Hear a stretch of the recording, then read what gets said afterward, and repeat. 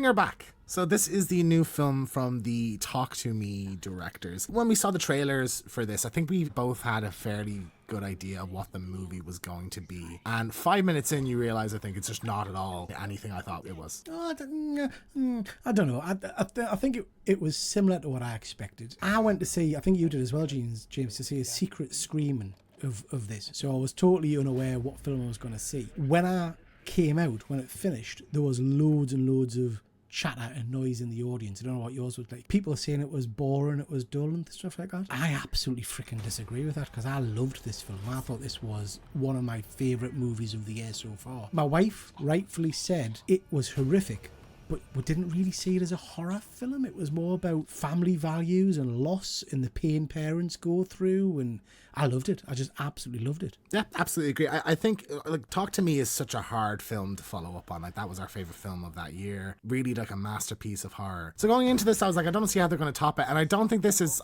I would say I love Talk To Me more, but I just thoroughly enjoyed every second of this. I thought it had so much intrigue. The characters were really interesting. You're sort of piecing along what's happening as it's going, and I thought that was a very interesting element. My impression going in was that it was like someone resurrecting someone and it goes wrong, and there's something wrong with them when they're resurrected. That was like the impression I got. But really the movie is kind of the lead up to the resurrection of a character. So I thought the trailers were really good at misdirecting in that way. When I think back to it, you're absolutely right.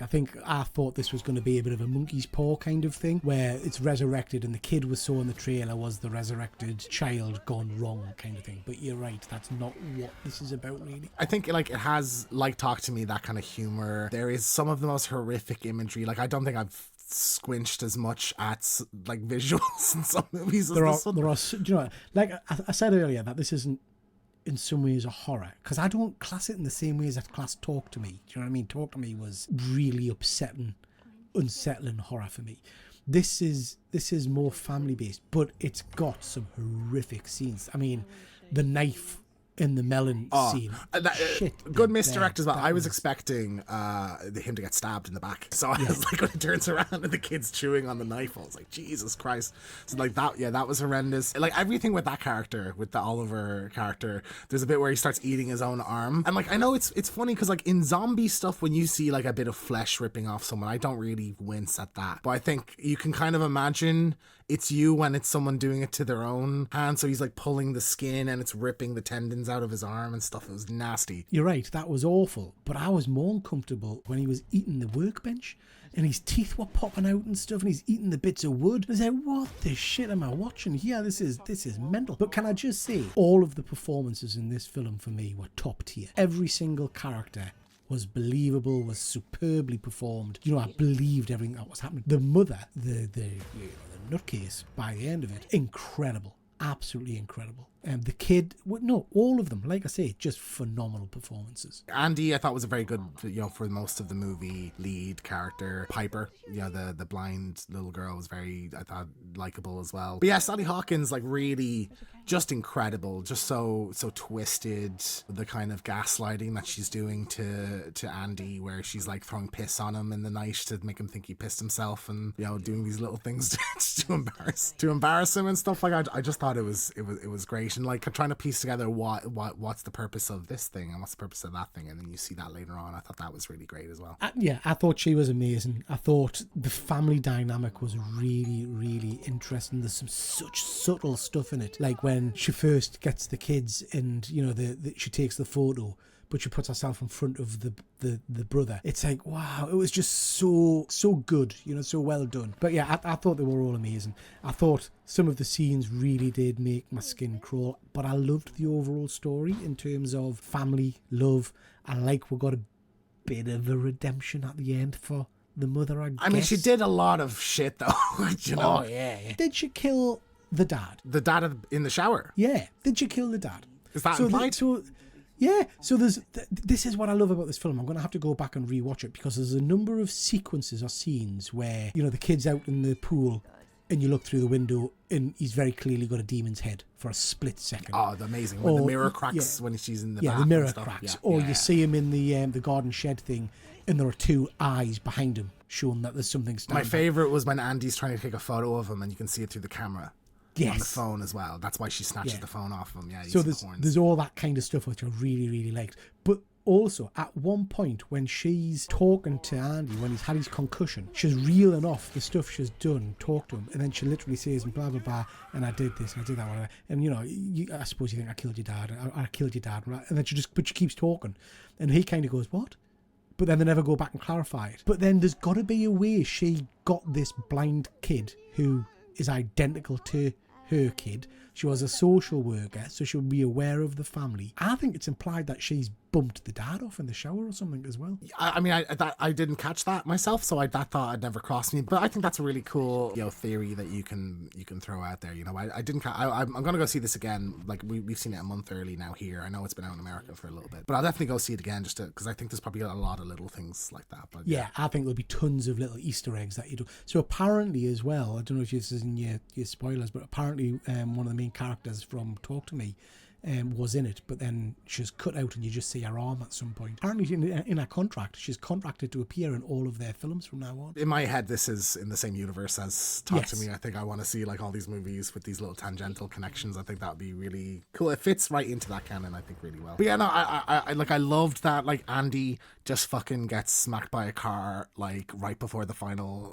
sequence, you know, and killed. I was still expecting, I don't know why, I was still expecting him to get up and save the girl at the end. Not until she drowns. When she drowns, dead. Yeah. But actually, you know what? That's a great end. She didn't need her brother to save her. She saves herself. But the way I thought if they're going to do, and I'm happy that they didn't do this, was that they would find some way to she resurrects the brother or something like that. That was kind of what was crossing my head. But I did feel like it would be appropriate that like in this type of movie that, yeah, you just fucking kill the main character like right before the end and then the girl's defenseless almost, you know. Like, but yeah, it was great. I thought they utilized Piper's blindness really well. I think they play that so well. And, you know, I'm presuming she's actually blind herself, the young actress. And it shows really, really well how she learns the house and stuff like that. Keeping the realism of the movie. There's a bit at the end where she bolts and runs and just runs straight into something. Yeah. And I just thought, you know what, it's horrible, but that's great because actually this is real life. Do you know what I mean? In a movie, yes, of course, even though she's blind, she'll manage to jump and get away from everything.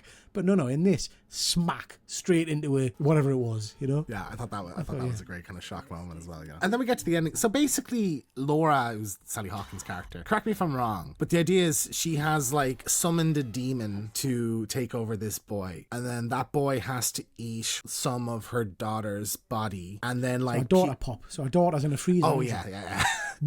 It eats half of her face as well, which is pretty nasty. Yeah. And then like puke it into someone else to transfer the soul or something like that. That's the impression I got. So again, this is another thing that we need to go back and rewatch, I guess. The video she's watching, which is all grainy and stuff, is basically a how-to guide. So I don't know if you realised, at some points in the video, there's text on the bottom of it. Yeah, I saw that. That's why I saw soul transfer. So this is happening, or has happened. So she's getting this video. She's trying to resurrect her daughter. The plan is the demon comes, let's say, eats the face, and then bulks it back up into her now dead body of the other kid. Which is mental. What a weird, you know, everything else would just be like the two bodies laying on a stone square or something like that. But this is a really creative way of doing that, I think. There's scenes where the kid who's inhabiting the demon physically changes and you see him getting more and more kind of creature-like and his stomach's distended with all this rotten flesh. That poor kid's fucked up because he's awake by the end of it. He's like lying in the woods, isn't he? He seemed to be taking it well. Yeah. You know? But I thought that was a really powerful moment when he kind of crosses the salt circle outside of the house to kind of get the demon out. I thought that was really great when the police find him. Laura, despite killing like a social worker, killing the brother, you know, kidnapping this boy and effectively torturing him and stuff, has a change of heart right at the last second and doesn't kill Piper. So she's supposed to drown her in the pool. So I thought that was a nice moment. Like, I don't see any redemption for that character at all. But no. It's believable, I think, that. It's believable because she's doing all this horrific stuff for her daughter. And then the kind of the switch point is when she's literally drowning her. And whether she does it consciously or whether it's just a reflection or whatever, but Piper kind of screams mother or mum, doesn't she? And that jolts her into realising, oh God, I'm killing a child here, which I thought was really clever. And again, she has that, you're right, she's not redeemed in any way because she's mental, but she has that that kind of realization that, yeah, I'm going to kill a kid here, and that's not right, you know? I think part of it is also that, like, she has spent the last, I assume it's been a couple of weeks at least, like fawning over this girl and connecting this girl with her daughter, growing probably to love this girl as well. So like it's like drowning her daughter herself, so she can't do that. So I thought that was, yeah, I can imagine a lot of people thinking that was a shit choice to end the movie, but I really enjoyed it. And I think we have this absolutely beautiful final shot, I think, of holding her daughter in the pool and the police showing up then. I thought that was brilliant as well. Yeah, I thought that was lovely. Yeah, I mean, you're saying growing to love this child. That was a bit of a gut wrench when she smacked her in the head just in the middle of oh my god movie. that was probably the most shocking thing in the movie. She hit her so hard. She hit her so hard. That was I think just as the movie gradually goes on, those kind of shock moments go up and up. I thought that was brilliant, but that was particularly shocking. I thought you don't see kids get just full on punched in the face like very often, you know. We just didn't see it coming. Yeah. You know, I was like, what's she doing? Is she going to climb sprayed the herself? bed What's going on here? And then yeah. whack. He was like, Jesus. And I think a clever use of the you're taking advantage of the blindness thing as well, you know. So like I thought that was good. So yeah, I mean, any final thoughts on Bring Her Back? So like I said, people in my audience, some of them were moaning, saying, oh, it was too long, it was boring. And I can see that. If you go into this expecting a slasher, horror, whatever, you're not getting it. This is more of an emotional, cerebral kind of experience, I think. It is a long film, but I was hooked every step of the way. I thought the characters were amazing. I thought the graphicness of some of the scenes was just nausea-inducing. The knife in the mouth is going to stay with us for a long time, I think. You know, we've talked about Terrifier and about the visceral kind of nature of that. That's nothing compared to what we watched in this film for me, because this was believable, Yes, if that makes sense. Yeah, it's not a hokey slasher movie. That yeah, you know these characters that this stuff is happening to very well, I think, and I think that absolutely helps. Yeah. So for me, superb. Really enjoyed it. One of my favourite movies of the year. And what I would say, James, is these guys who've now done this film and Talk to Me, and we've got Talk to Me 2 coming out soon, are really elevating themselves as some of my favourite filmmakers. These are the people I think who are going to be making top tier horror for the next few years, I think. Absolutely. And like I would love, like, as you know, a weird kind of horror cinematic universe here, you know, where we you know, no crossovers, but just like little references maybe would be really cool. Yeah, like I think as horror movies goes, this was phenomenal. I thought like really just incredibly acted, great writing, really witty at moments, some funny at moments, shocking at moments, you know, the violence. I just thought it was fantastic, really, start to finish, just gripping.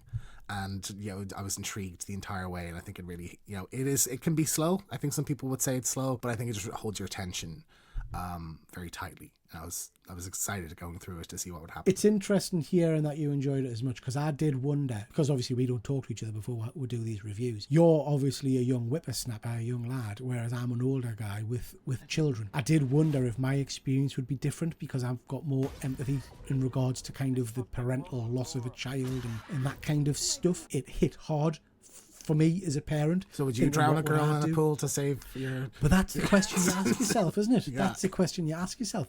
I mean, what I would probably do is capture Nick Cage and drown him, because then you can have Nick Cage with my children's spirit. That'd be interesting. That'd be cool. I like that. That'd be cool. Yeah. And that's our review of Bring Her Back. Thank you so much for watching. If you enjoyed this, leave a like and consider hitting subscribe. We review all the latest horror movies in the cinema. And we also have I'll Be Right Back, which is our retrospective review series. We also have One Good Scare live every second Friday. Thanks for watching, and we'll see you next time.